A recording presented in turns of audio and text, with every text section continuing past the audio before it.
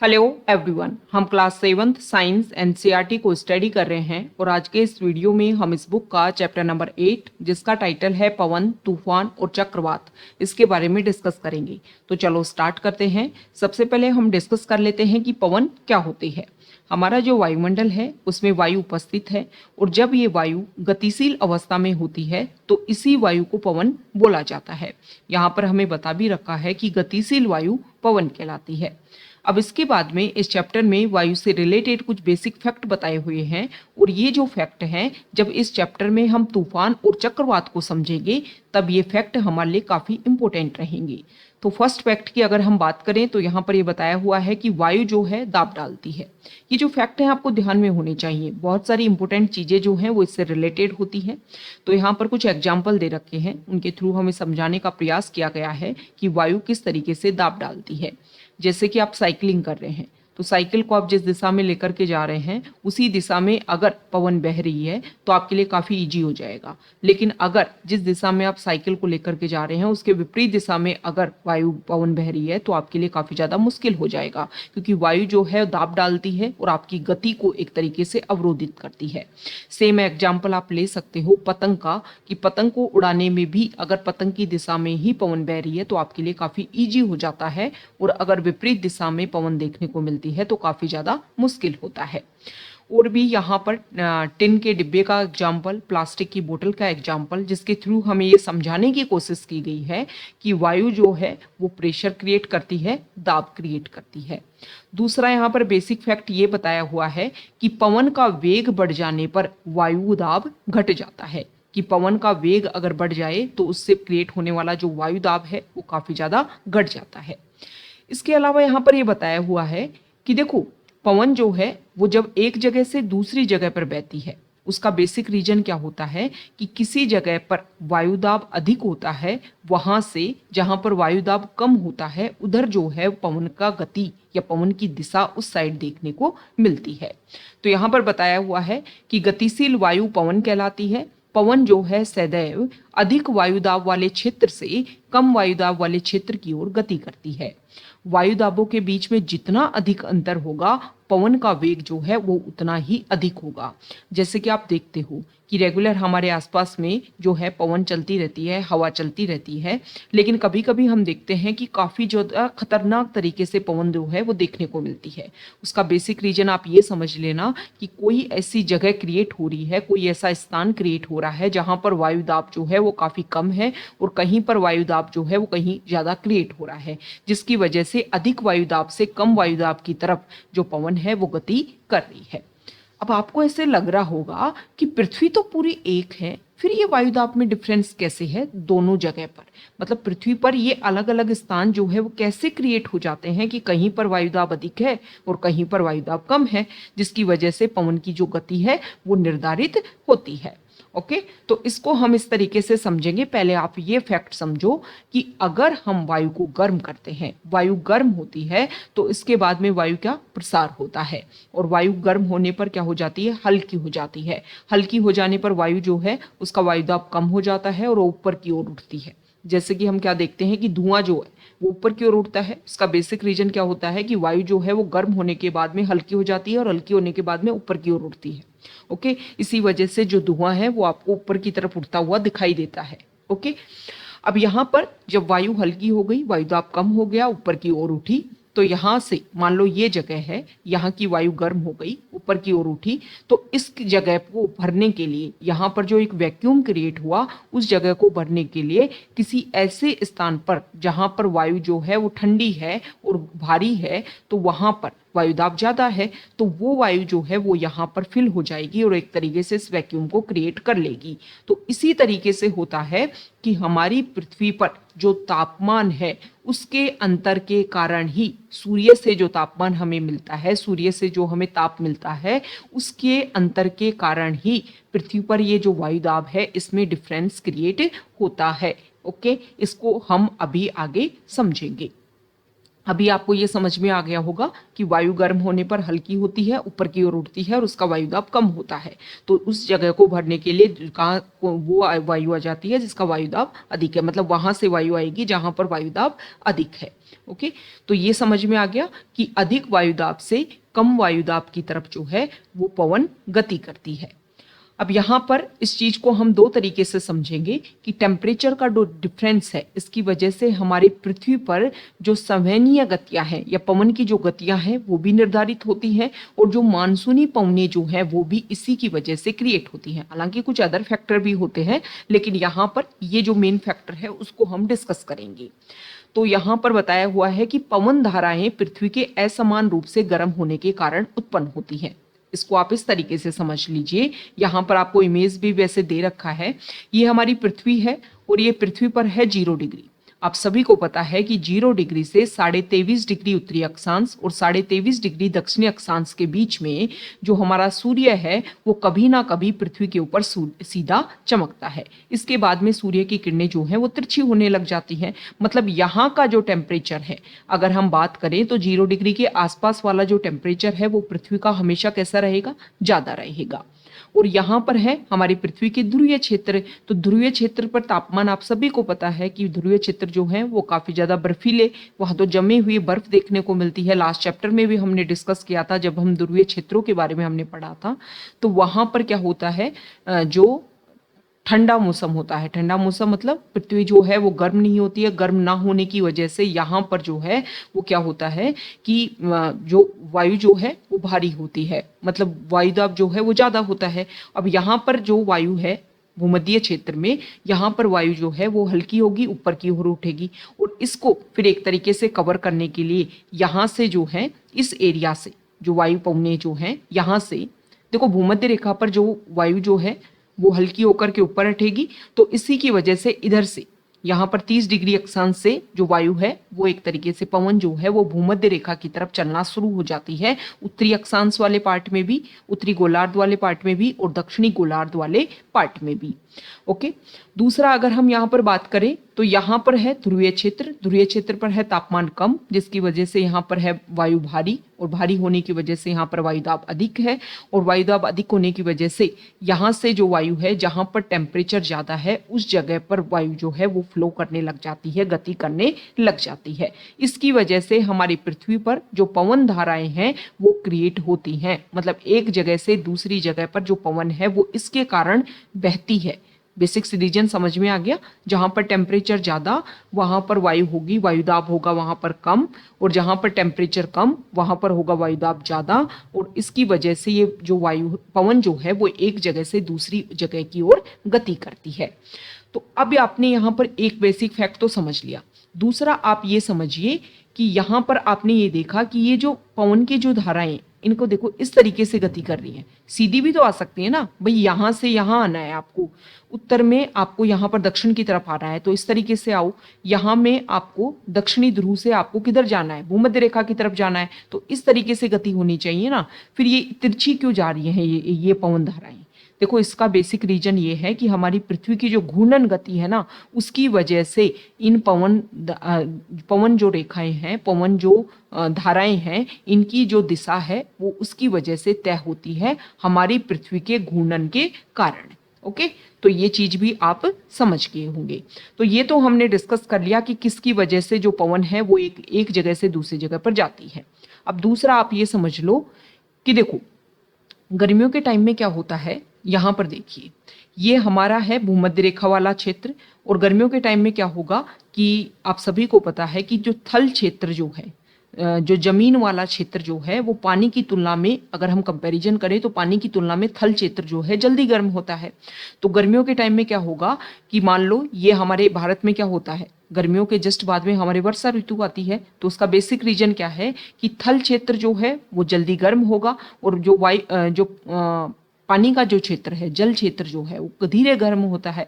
तो इसकी वजह से थल क्षेत्र पर गर्म होने की वजह से थल क्षेत्र से जो वायु है वो ऊपर की ओर उठेगी, और यहाँ से फिर जल क्षेत्र से जो वायु है वो यहाँ पर एक तरीके से इस तरीके से फ्लो करने लग जाएगी, इस तरीके से बहने लग जाएगी, जिसकी वजह से जो मानसून है, जो वर्षा ऋतु है, वो हमारे भारत में अलग अलग क्षेत्रों में देखने को मिलती है। इसकी वजह से वर्षा जो है वो होती है। तो यहाँ पर ये बताया गया है कि गर्मियों का टाइम है तो गर्म होगा, पानी भी गर्म होगा, भले ही धीरे गर्म होगा लेकिन गर्म तो होगा ना।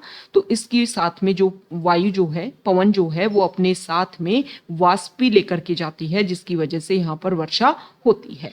ओके, तो ये इंपॉर्टेंट फैक्ट है, आपको ध्यान में रखना है। वर्षा के बारे में हमने डिस्कस कर लिया कि पृथ्वी पर जो पवन धाराएं हैं वो किस तरीके से बहती हैं, उनका बेसिक रीजन क्या है। अब यहाँ पर बताया गया है कि मानसून शब्द की उत्पत्ति अरबी शब्द मौसम से हुई है, जिसका अर्थ ऋतु होता है। ये दोनों चीजें हमने समझ ली। अब वर्षा जब होती है, और आप सभी को पता है हमारे भारत में तो जो कृषि है वो मैक्सिमम वर्षा के ऊपर डिपेंड करती है, और जब वर्षा होगी तो किसान जो है वो खुश होंगे। अब दूसरा क्या होता है, ये तो हमने मानसून टाइम में तो देख लिया। मानसून टाइम में हमने देख लिया कि जो जल क्षेत्र है उससे जो पवन है वो किधर की तरफ जाएगी, थल क्षेत्र की तरफ। लेकिन सर्दियों में इसका उल्टा होता है। सर्दियों में आप सभी को पता है कि थल क्षेत्र जो है वो तो जल्दी ठंडा हो जाएगा, और पानी वाला क्षेत्र जो है वो धीरे गर्म होता है लेकिन धीरे ही ठंडा होता है। तो उसके विपरीत क्या होगा कि सर्दियों में जो थल क्षेत्र है वो तो ठंडा रहेगा, मतलब यहाँ की वायु जो है, पवन जो है वो तो भारी रहेगी। यहाँ की वायु जो है वो तो भारी है, मतलब वायुदाब अधिक है, और जो जल क्षेत्र है वहां पर वायुदाब कम है। इसीलिए हम देखते हैं कि हमारे भारत में इस टाइम जो है वो सर्दियों के टाइम में, शीतकाल में, थल और जल के असमान तापमान के कारण पवन जो है उत्तर पश्चिम के अपेक्षाकृत ठंडे स्थानों से आती है। इस तरीके से जो पवन है वो वापस बहने लग जाती है। तो आपको समझ में आ गया होगा। ये चीजें जो हैं वो हमें ज्योग्राफी में काफी ज्यादा हेल्प करती हैं। आपको एक बात समझ में आ रही होगी ना कि सारी सब्जेक्ट जो है वो आपस में कनेक्टेड हैं। अभी तो देखो ना, आप 7th क्लास की साइंस पढ़ रहे हो, आप सारी की सारी बेसिक एनसीईआरटी कंप्लीट कर लो। हर बेसिक जो भी हमारे बेसिक बुक्स हैं, जैसे कि आप अगर आप यूपीएससी की प्रिपरेशन कर रहे हो या किसी अदर स्टेट पीसीएस की प्रिपरेशन कर रहे हो, किसी भी एग्जाम की प्रिपरेशन कर रहे हो, तो जो भी हमारी बेसिक बुक है उनको आप एक बार कवर कर लो, फिर आप उनको एक दूसरे से इंटरकनेक्ट करो।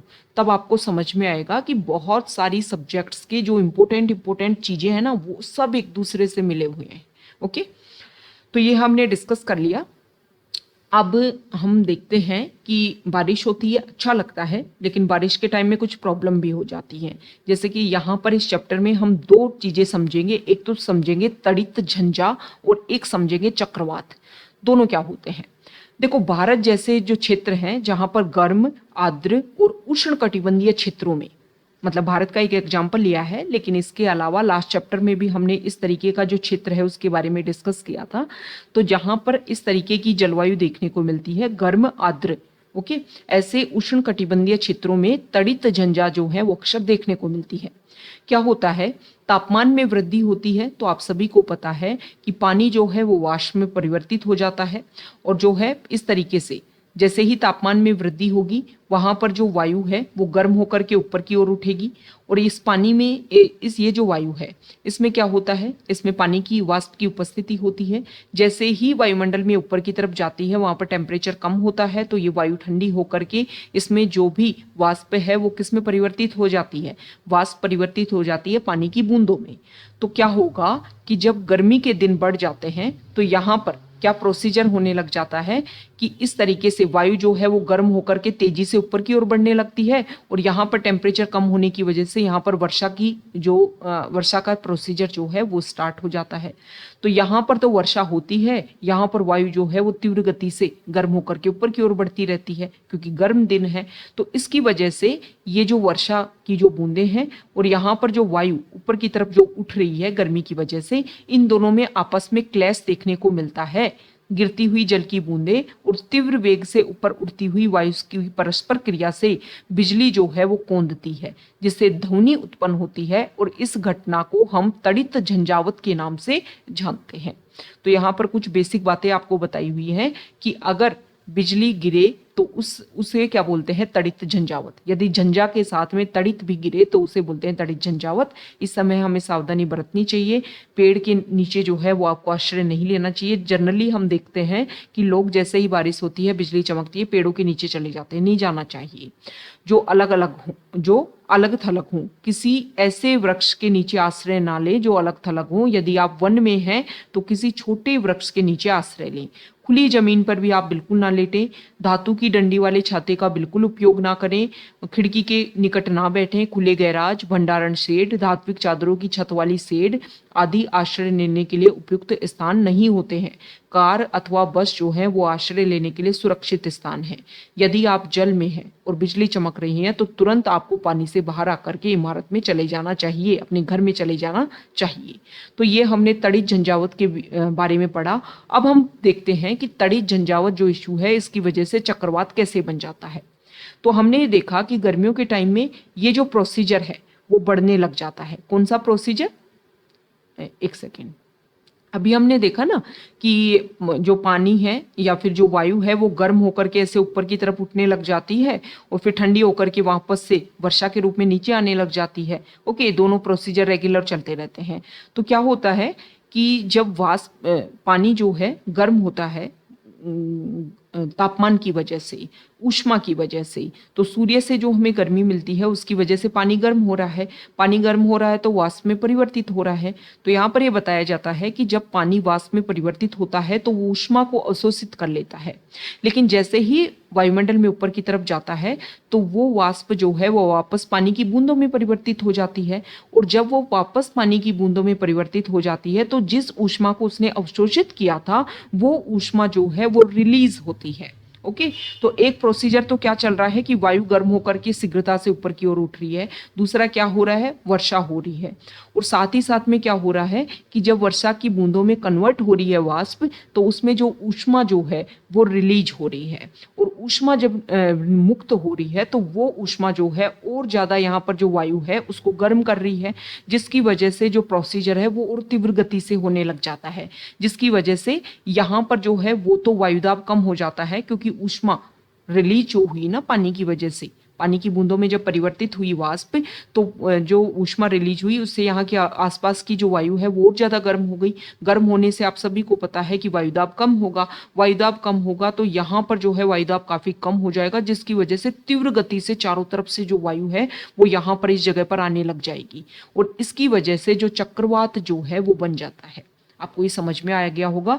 और ये जो चक्रवात होता है इसका जो सेंटर होता है, जिसको चक्रवात की आंख के नाम से भी जानते हैं, यहाँ पर वायुदाब जो है वो काफी कम होता है। तो इस तरीके से तड़ित झंझा जो है वो कैसे चक्रवात बन जाता है, ये प्रोसीजर हमने डिस्कस किया। और यहाँ पर बता रखा है कि वायु का वेग, वायु की दिशा, चक्रवात के तापमान और आर्द्रता में वृद्धि करने वाले कुछ कारक हैं, ये आपको ध्यान में रखना है। ये हमने डिस्कस कर लिया। ये तक चक्रवात की संरचना आपको बता रखी है कि किस तरीके से वायुदाब कम होता है और किस तरीके से यहाँ पर जो है वो चारों तरफ से वायु आने लग जाती है। क्योंकि वायुदाब जब कम होगा तो वायु ऊपर की तरफ जा रही है, मतलब तो उसको फिल करने के लिए दूसरी तरफ से जो ठंडी हवा है वो यहाँ पर आएगी। अब चक्रवात जो आते हैं उसकी वजह से बहुत ज्यादा नुकसान होता है। चक्रवात काफी विनाशकारी हो सकते हैं। तेज पवन समुद्र के जल को तटों की ओर धकेलती है। और यहाँ पर बताया हुआ है कि पवन द्वारा उत्पन्न होने वाले जल की लहरें इतनी शक्तिशाली होती हैं कि इनके आघात से कोई व्यक्ति भी नहीं बच पाता है। चक्रवात के जो नेत्र होता है, जो आई होती है, वहां पर निम्न दाब होता है, जिसकी वजह से केंद्र में जल सतह जो है वो उच्च स्तर तक उठ जाता है, ऐसा यहाँ पर बताया हुआ है। कुछ इंपॉर्टेंट बातें हैं कि चक्रवात को विश्व के विभिन्न भागों में अलग अलग नामों से जाना जाता है। अमेरिका महाद्वीप में इसे हरिकेन कहते हैं। फिलीपींस और जापान में यह जो है टाइफून कहलाता है। यहाँ पर आपको इमेज के थ्रू बता रखा है कि किस तरीके से चक्रवात देखने को मिलते हैं। चक्रवाती जो है एक सर्वव्यापी घटना है। भूमध्य रेखा के आसपास के वे क्षेत्र जहां पर चक्रवात निर्मित होते हैं, ये यहाँ पर बता रखा है आपको। ओके, देखो ये है भूमध्य रेखा 0 डिग्री, इसके आसपास में बता रखा है टाइफून, हरिकेन, चक्रवात, ये सब कुछ। तो चक्रवात जब आए तो आपको क्या करना है, चक्रवात का ही एक रूप है टोर्नेडो। टोर्नेडो का जो व्यास जो है वो 1 मीटर जितना कम अथवा 1 किलोमीटर और उससे भी अधिक हो सकता है। टोर्नेडो में इसी तरीके से मतलब इसका भी एक अधिक उच्च रूप जो है चक्रवात का, इसमें इस तरीके से कीप जैसी संरचना बन जाती है। ओके, और यहाँ पर जो है वो सब कुछ ऐसे बोलते हैं कि बहुत सारी चीजों को एक तरीके से शक करने लग जाता है। यहाँ पर वैक्यूम क्रिएट हो जाता है और शक होने लग जाती है चारों तरफ से चीजें, और जो इसमें से घूमती रहती हैं। ओके, और टोर्नेडो गहरे रंग के कीपाकार बादल होते हैं। इनकी कीप जैसी संरचना आकाश से पृथ्वी तल की ओर आती हुई प्रतीत होती है। अधिकांश टोर्नेडो कमजोर या निर्बल होते हैं, परंतु कोई विनाशकारी टोर्नेडो जो है उसकी गति यहाँ तक 300 किलोमीटर पर आवर तक देखने को भी मिल सकती है। भारत की जो संपूर्ण तट रेखा है, विशेष रूप से पूर्वी तट जो है वो चक्रवातों के लिए संवेदनशील है, जबकि भारत का पश्चिमी तट चक्रवातों की प्रबलता और आवृत्ति दोनों ही संदर्भों में अपेक्षाकृत कम संवेदनशील है। तो इस चैप्टर को स्टार्ट भी किसके साथ में किया गया था? उड़ीसा जो हमारा राज्य है वहां पर 1999 में जो चक्रवात आया था उसी के बारे में सबसे पहले यहाँ पर बताया भी हुआ था। ओके, तो हम क्या कर सकते हैं, पवन के वेग को हम माप सकते हैं। किसके थ्रू माप सकते हैं? तो एक पवन मापी होता है, वायुमापी। वेग की माप करने वाले उपकरण को वायुमापी कहते हैं, एनेमोमीटर कहते हैं इंग्लिश में। और यहाँ पर बताया हुआ है कि सुरक्षा उपाय क्या है कि भाई जो भी गवर्नमेंट जो है या फिर जो भी हमारी इस तरीके की एजेंसी होती हैं, अगर वो चक्रवात की हमें न्यूज़ दें तो हमें अलर्ट हो जाना चाहिए। जो भी इम्पोर्टेंट बातें हैं उनको मानना चाहिए और कोशिश करनी चाहिए कि हम जो चक्रवात उनके पूर्वानुमान अगर हमें मिलते हैं तो हम ऐसे आश्रय स्थलों पर चले जाएं जहां पर जो है वो काफ़ी व्यवस्था हो सके। और यहाँ पर बताया हुआ है कि देखो ये जो आपदाएं हैं वो काफ़ी ज़्यादा इंक्रीज भी हो रही हैं, लेकिन अगर हम बात करें तो टेक्नोलॉजी जितनी ज़्यादा बढ़ रही है, जितनी उन्नत प्रौद्योगिकी का विकास हो रहा है, उतना ज़्यादा इन सारे इश्यूज को सॉल्व करने में हमें हेल्प मिल रही है। तो ये हमने डिस्कस किया चैप्टर नंबर 8, जिसमें पवन के बारे में, और हमने डिस्कस किया तूफान, चक्रवात, इन सभी के बारे में। अब कुछ इंपॉर्टेंट फैक्ट हैं, जो समरी है इस चैप्टर की वो हम देख लेते हैं। हमारे आसपास की वायु जो है वो दाब डालती है। वायु गर्म होने पर प्रसारित होती है और ठंडा करने पर संकुचित होती है। गर्म वायु ऊपर उड़ती है, जबकि अपेक्षाकृत ठंडी वायु की प्रवृत्ति पृथ्वी की सतह की ओर आने की होती है। ओके, जब गर्म वायु ऊपर उड़ती है तो उस स्थान पर वायुदाब कम हो जाता है और आसपास के क्षेत्र की उच्च दाब की ठंडी वायु उस स्थान की ओर प्रवाहित होने लगती है। गतिशील वायु पवन कहलाती है। पृथ्वी पर असमान तापमान जो है वो पवनों के बढ़ने का मुख्य कारण है। मतलब अलग अलग जगह पर जो टेम्परेचर है वो अलग अलग दिखाई देता है, जिसकी वजह से पवन जो है वो बनती है। जलवाष्प वाली पवन वर्षा लाती है। उच्च वेग की पवन और वायुदाब के अंतर से चक्रवात बन सकते हैं। उपग्रहों और रडार जैसी उन्नत प्रौद्योगिकी की सहायता से चक्रवातों को मॉनिटर करना आसान हो गया है।